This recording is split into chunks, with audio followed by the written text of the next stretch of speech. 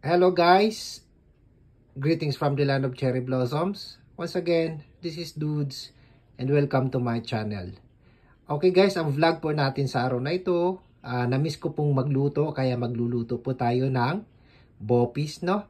So bago ang lahat, gusto ko lang pasalamatan ang aking mga subscribers na umabot na po ng 333 at this very moment. Okay, maraming salamat po sa inyo lahat. Sana dumami pa kayo.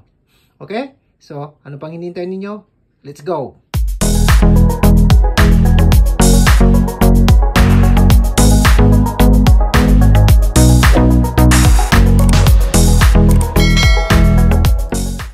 So, ito na po yung sangkap natin, no? Unang-una, baga ng baboy.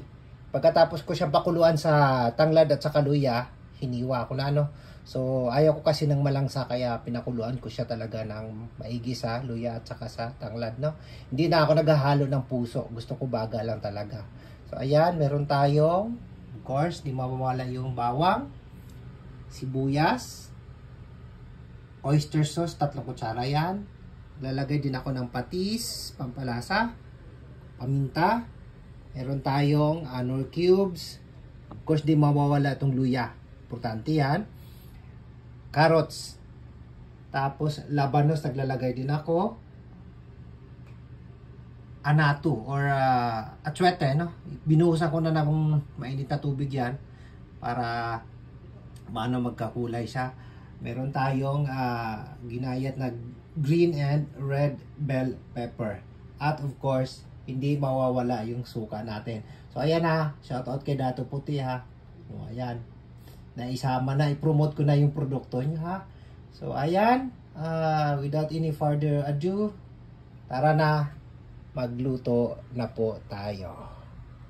So ito na, nagpainit na tayo ng mantika. Una nating igigisa ang luya. Ayan.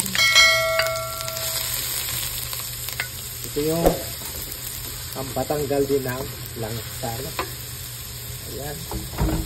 Lilinawin ko lang ha, itong aking mga videos, hindi po siya pang tutorial. Hindi po ako naglalagay ng mga measurements doon. Ang vlog ko po is parang diary lang ng adventure ko dito sa Japan. Kaya talagang hindi ako nag-ano ng mga ano. So, huwag niyo isipin na nag-tutorial ako. Lagyan na natin yung bawang.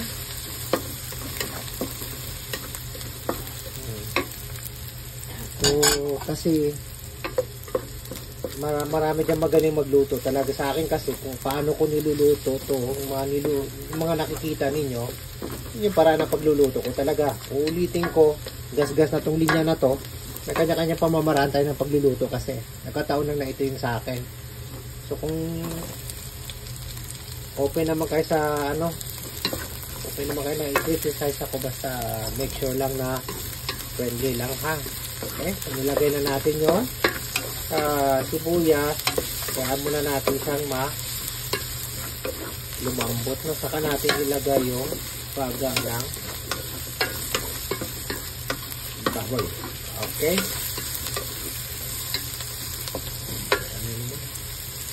so ito ilalagay na natin yung baga ha. Correction lang, nabanggit ko yata kanina, adventure, hindi po journey. Wala na. Dito mahirap pag nag-ano kayo yung impromptu, no? Impromptu. Minsan yung hindi scripted talaga yung inaano mo. Minsan hindi mo alam paano yung lumalabas sa bibig mo. So ayan, gigisa lang natin ng konti para maano siya. So mapapansin niyo konti lang kasi pang ulam lang namin to. Hindi naman siya pang handaan. Hindi rin siya pang ayan.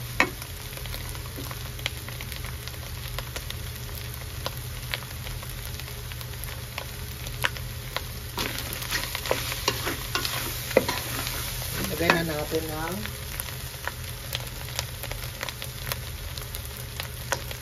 ganito ako magluto ha. So lalagay ko na yung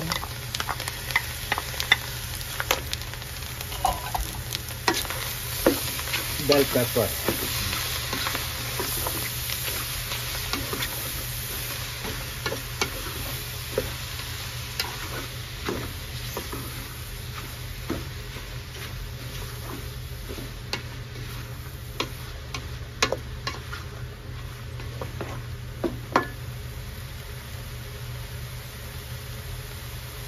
Tapos ilagay na natin itong oyster sauce.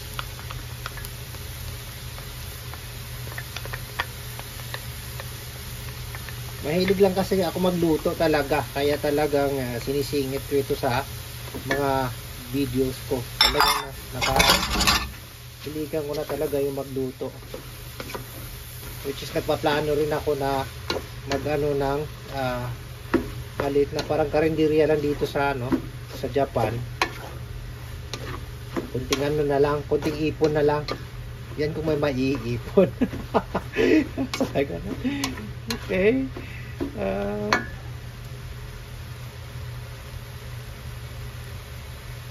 Lagyan ko na ng paminta ha. Para kasi kung saka mo pa siya ilagay, hindi ma-absorb ng yung lasa niya. Kaya mas maganda dito pa lang ilagay na natin.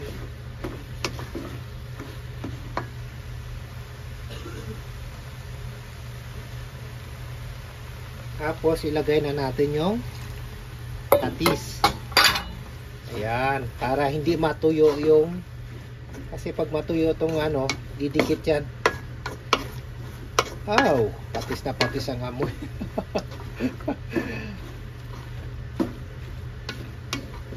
So, hayaan muna nating ma-absorb ng yung patis, saka natin ilagay yung sabaw ng atsuete. Okay? Okay, so ilagay na natin ang dito ang atsuete. Tapos ilagay na natin ang carrots at saka labanos.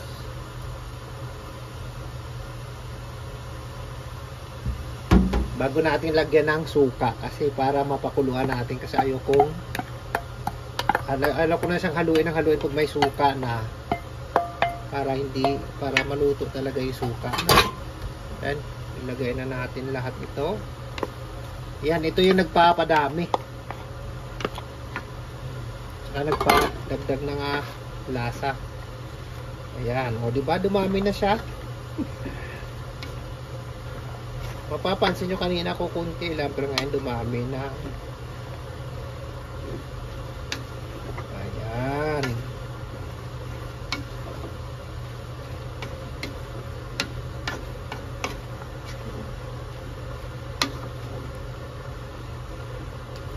So lagyan muna natin ng more cubes bago natin lagyan ng suka ha, kasi pag once na may suka na to, hindi ko na siya hahaluin hanggat di naluto yung suka. Wait lang.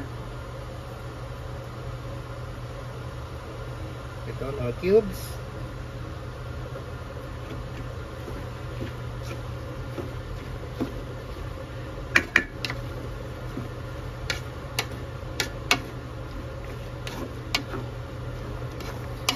Ako guys, hindi ako tinatansya ko lang yung suka. Hindi ko na mini-measure pa kasi pag sanay ka na magluto, di mo na kailangan i-measure eh. Saka ulitin ko, hindi naman pang tutorial to eh. So, ayan, wait. Lagyan muna natin ng suka.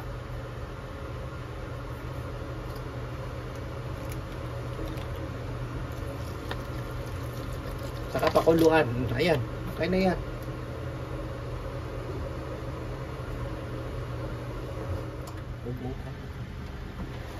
So, ayan na guys.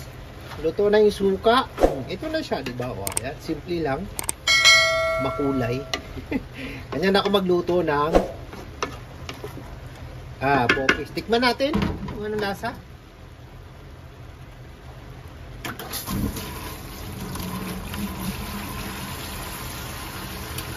Okay, tikman natin.